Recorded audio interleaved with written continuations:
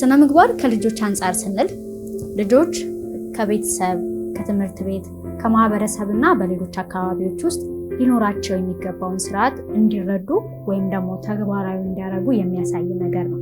ከዛ በተጨማሪ ለምሳሌ ልጆች በሌላ ቦታ ወይም ደግሞ በሌላ አካባቢ ውስጥ ሊኖራቸው የሚገባውን ስርዓት እንዲረዱና ተግባራዊ እንዲያደርጉ የሚያሳይ ነገር ነው።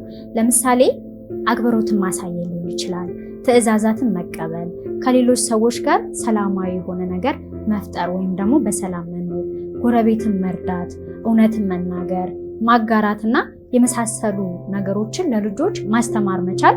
እነዚህ ሁሉ ልጆች ስነ ምግባር እንዲኖራቸው ወይም ደግሞ ከሰዎች ጋር ጥሩ የሆነ ማህበራዊ መስተጋብር እንዲፈጥሩ የሚረዱ ነገሮች ናቸው ማለት ነው።